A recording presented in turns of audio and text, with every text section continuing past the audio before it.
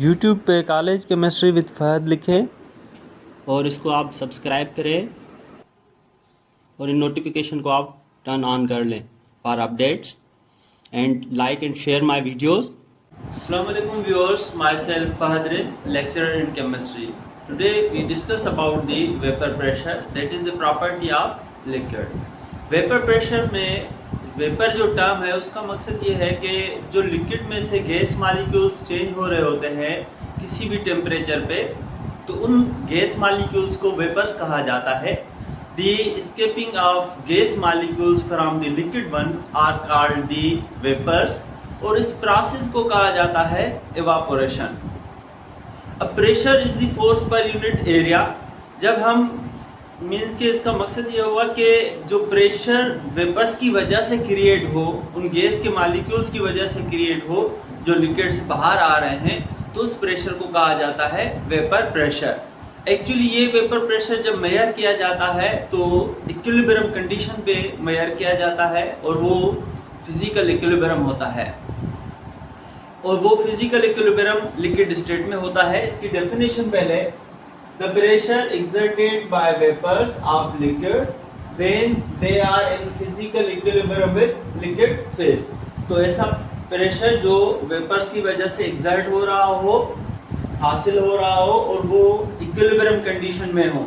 अब उसकी एक्सप्लेनेशन पे आते हैं. वेपर्स तो आपने समझ लिया कि क्या है, और इवापोरेशन ऐसा प्रोसेस है जिसमें लिक्विड में से गैस के मॉलिक्यूल्स इवापोरेट हों या बाहर निकलें या चेंज हों, तो उस प्रोसेस को कहा जाता है इवापोरेशन. इवापोरेशन का जो अपोजिट है वो कंडेंसेशन. इससे लिक्विड फॉर्म में वापस आते हैं मॉलिक्यूल्स. इवापोरेशन में लिक्विड से गैस फॉर्म में और कंडेंसेशन में से गैस में से लिक्विड फॉर्म में चेंज आते हैं. अब इवापोरेशन कंडेंसेशन की एक्सप्लेनेशन के लिए पहले डायग्राम से आप समझ ले तो एक्सप्लेनेशन इजी हो जाएगी. एक क्लोज कंटेनर है, उसके अंदर लिक्विड है. अब इस लिक्विड में से ये जो डॉट्स मैंने शो किए हैं ये मॉलिक्यूल्स हैं जो गैस फॉर्म में से इस लिक्विड से बाहर निकल रहे हैं और इस कंटेनर को क्लोज किया गया है.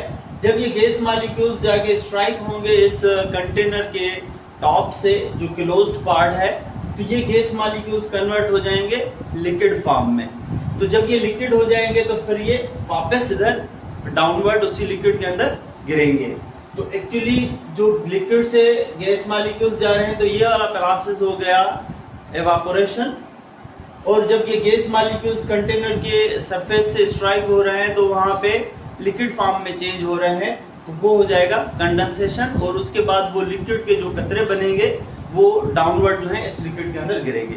अब इन दोनों के दरमियान, दोनों का मकसद एवापोरेशन और कंडेंसेशन के दरमियान इक्विलिब्रियम जो है स्टेब्लिश हो जाए. मींस कि जिस रफ्तार से एवापोरेशन हो रही है उसी रफ्तार से कंडेंसेशन हो, तो हम कहेंगे कि उनके दरमियान इक्विलिब्रियम स्टेब्लिश हो गया है. The rate of evaporation become equal to the rate of condensation. Actually जो ये गैस के मॉलिक्यूल्स सरफेस से स्ट्राइक हो रहे हैं तो बाहर का टेम्परेचर कम है, तो उसकी वजह से ये गैस के मॉलिक्यूल्स लिक्विड में चेंज हो रहे हैं. तो इसको हम एक्सप्लेन करेंगे कि अब इसके अंदर इक्विलिब्रियम बन गया इवापोरेशन और कंडेंसेशन के दरमियान. तो अब इस कंटेनर के अंदर जो प्रेशर होगा, जो क्रिएट होगा, उस प्रेशर को कहा जाएगा वेपर प्रेशर. और ये फिजिकल इक्विलिब्रियम है. Explanation, When liquid is kept in closed container, liquid को closed container में बंद कर लिया जैसे मैंने बताया, then equilibrium is established between the evaporation and condensation. Evaporation और जो liquid form में आ रहे हैं condensation, उनके दरमियान equilibrium बन गया. The pressure by liquid at this condition means at equilibrium condition is called vapor pressure. Evaporation की मैंने definition लिख दी, escaping of gas molecules from liquid at any temperature. किसी भी टेम्परेचर पे जब भी लिक्विड से गैस के मॉलिक्यूल्स बन रहे होते हैं तो उन गैस के मॉलिक्यूल्स को हम वेपर्स कहते हैं और इस प्रोसेस को एवापोरेशन कहते हैं. Condensation is gas molecules change into liquid form. Condensation में गैस से लिक्विड फॉर्म में, मींस कि condensation is the inverse of evaporation. अब मजीद इसके हवाले से जो वेपर प्रेशर है वो कांस्टेंट होता है कांस्टेंट टेम्परेचर पे. इसका मकसद ये है कि अगर टेम्परेचर 20 डिग्री सेंटीग्रेड है तो जो लिक्विड का वेपर प्रेशर है वो फिक्स्ड होगा. अगर टेम्परेचर बढ़ाएंगे तो फिर उस हिसाब से उसका वेपर प्रेशर भी बढ़ेगा। तो vapour pressure is constant at constant temperature. अगर कोई खास टेम्परेचर है तो उसका वेपर प्रेशर हमेशा वही रहेगा जो वंस जो है आइडेंटिफाई किया गया हो। और टेम्परेचर चेंज करने से वेपर प्रेशर जो है चेंज होगा, मींस के डायरेक्टली प्रोपोर्शनल है। टेम्परेचर बढ़ाएंगे तो वेपर प्रेशर बढ़ेगा और टेम्परेचर कम करेंगे तो वेपर प्रेशर कम होगा। Next, vapour pressure is independent of amount of liquid. कि लिक्विड की मिकदार बढ़ाने से वेपर प्रेशर नहीं बढ़ेगा। फॉर एग्जाम्पल कहा जाए कि 100 ml पानी है और 1000 ml पानी है, मीन्स 1 लीटर पानी है और 0.1 लीटर जो है वाटर है। तो इन दोनों का अगर टेम्परेचर सेम रखा जाए 20 डिग्री सेंटीग्रेड, तो दोनों लिक्विड का जो प्रेशर क्रिएट होगा, वेपर प्रेशर, वो सेम क्रिएट होगा। इसमें आपने कभी कंफ्यूज नहीं रहना है कि लिक्विड की क्वांटिटी बढ़ाएंगे तो वेपर प्रेशर भी बढ़ जाएगा, हरगिज नहीं बढ़ेगा। वेपर प्रेशर तब बढ़ेगा जब हम टेम्परेचर बढ़ाएंगे। सो 100 ml वाटर जो है उसका वेपर प्रेशर 17.5 था और 1000 ml का भी 17.5 था। 5000 कर ले, 20,000 वॉल्यूम कर ले ml, तो उन सब का जो प्रेशर बनेगा, वेपर प्रेशर, वो सेम रहेगा। उसका रीजन ये है कि वेपर प्रेशर तो एक्चुअली इक्विलिब्रियम है इवापोरेशन और कंडेंसेशन के दरमियान। थोड़े पानी के अंदर भी उनका रेट वही रहेगा इवापोरेशन और कंडेंसेशन का। ज्यादा पानी की तादाद मिकदार होगी तो उसमें भी इवापोरेशन और कंडेंसेशन का जो रेट है वो सेम रहेगा। कंडीशन ये होनी चाहिए कि टेम्परेचर हम सेम रखेंगे। टेम्परेचर सेम रखेंगे तो वेपर प्रेशर जो है वो कांस्टेंट हो जाएगा, चाहे हम क्वांटिटी उस लिक्विड की बढ़ाएं या कम करें। नेक्स्ट वन है कि इवापोरेशन इज कूलिंग प्रोसेस। जब भी इवापोरेशन होती है तो उसके बाद जो है कूलिंग प्रोसेस जो है उस लिक्विड का टेम्परेचर जो है वो कम हो जाता है। तो उसको काइनेटिक मॉलिक्यूल थ्योरी के हवाले से इस तरह से एक्सप्लेन किया गया है कि लिक्विड के सरफेस के मॉलिक्यूल्स हैं,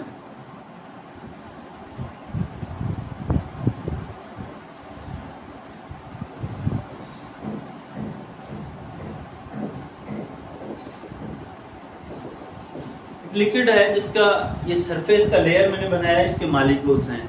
काइनेटिक मॉलिक्यूल थ्योरी के हवाले से ये है कि जैसे ही उस लिक्विड को किसी भी टेम्परेचर पे हम रखते हैं तो उस लिक्विड के जो मॉलिक्यूल सरफेस के हैं वो जो एक्स्ट्रा एनर्जी होती है उस लिक्विड की वो एब्जॉर्ब कर लेते हैं।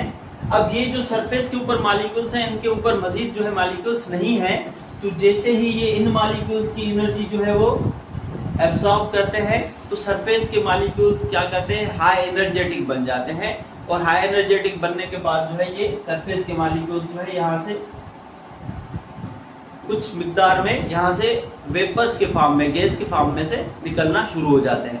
जब वो मॉलिक्यूल्स जो हाई एनर्जी एब्जॉर्ब करके इवापोरेट हो गए, निकल गए लिक्विड से गैस फॉर्म में, तो बाकी जो लिक्विड रहेगा उसका टेम्परेचर जो है वो कम हो जाएगा। उसको वर्डिंग में हम इस तरह से लिखेंगे, in terms of kinetic molecule theory evaporation occurs when high energy surface molecule, के सरफेस के जो मॉलिक्यूल्स हैं वो एनर्जी उनकी हाई होगी, वो एब्जॉर्ब कर लेंगे बॉटम वाले या साइड्स वाले जो भी मॉलिक्यूल्स हैं उनसे, and change into gas form, means कि उनके वेपर्स बन जाएंगे, गैस फॉर्म में चेंज हो जाएंगे।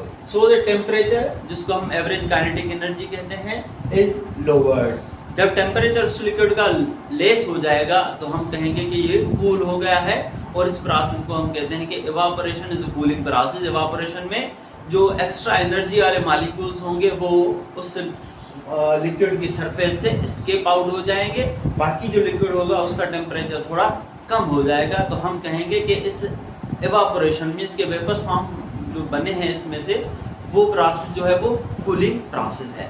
अब इसमें चेंज ऑफ स्टेट के हवाले से एक जो है डायग्राम है वो मैं एक्सप्लेन करना चाहता हूँ।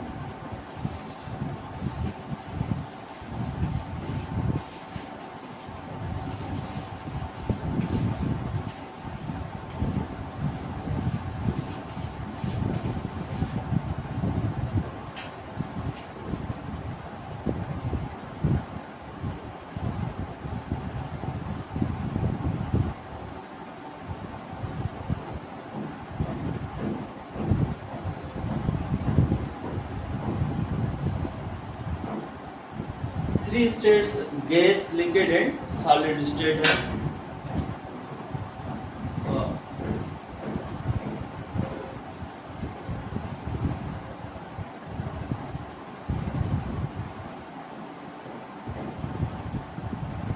ये डायग्राम की मदद से आप इजीली कुछ प्रोसेस जो है आप आसानी से समझ सकते हैं। कोई भी सॉलिड है, जब हम उसको हीट करते हैं तो वो सॉलिड जो है वो कन्वर्ट हो जाता है लिक्विड फॉर्म में। अब इस प्रोसेस को कहा जाता है मेल्टिंग।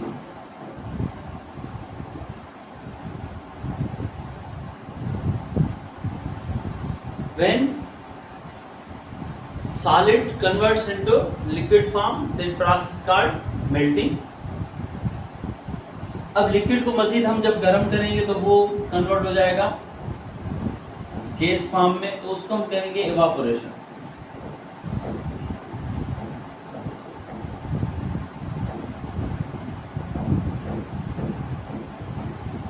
जब भी लिक्विड गैस फॉर्म में कन्वर्ट होगा, लिक्विड से गैस फॉर्म में किसी भी टेम्परेचर पे, तो वो प्रोसेस कहलाएगा एवापोरेशन, जो कि अभी आपने सीखा। जब गैस से लिक्विड फॉर्म में स्टेट चेंज होगी तो उसको हम कहेंगे कंडेंसेशन।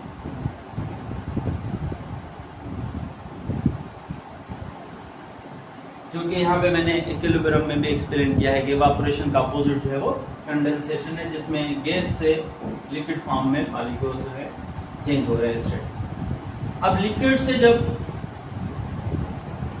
सॉलिड स्टेट में कोई भी सब्सटेंस आएगा तो उसको हम कहेंगे फ्रीजिंग। उस प्रोसेस को कहा जाएगा फ्रीजिंग। अब कुछ ऐसे सॉलिड्स हैं जो लिक्विड फॉर्म में नहीं आते, सॉलिड से डायरेक्ट गैस फॉर्म में चेंज हो जाते हैं, और उस प्रोसेस को कहा जाता है सब्लिमेशन, जो कि सॉलिड वाले पोर्शन में आप सीखेंगे। सॉलिड स्टेट ऑफ मैटर में जब भी कोई solid direct convert into gas form without passing through the liquid state, that is called the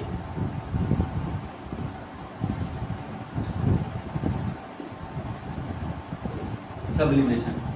और वही सॉलिड जो सब्लिमेशन के थ्रू गैस फॉर्म में गया है, तो जब उसको हम ठंडा करेंगे तो वो लिक्विड फॉर्म में नहीं आएगा, बल्कि डायरेक्ट है वो सॉलिड फॉर्म में आ जाएगा। तो उस प्रोसेस को कहा जाता है डिपोजिशन।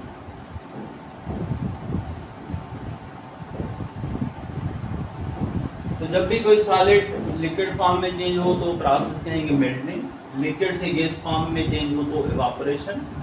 गैस से लिक्विड फॉर्म में आए तो कंडेंसेशन, और लिक्विड से सॉलिड फॉर्म में आए तो हम कहेंगे फ्रीजिंग प्रोसेस। अगर सॉलिड डायरेक्ट गैस फॉर्म में जाए तो सब्लिमेशन, और डायरेक्ट गैस फॉर्म से सॉलिड फॉर्म में आए, लिक्विड में चेंज ना हो, तो उसको हम कहेंगे डिपोजिशन। ये टॉपिक यहीं पे खत्म होता है। शुक्रिया, अल्लाह।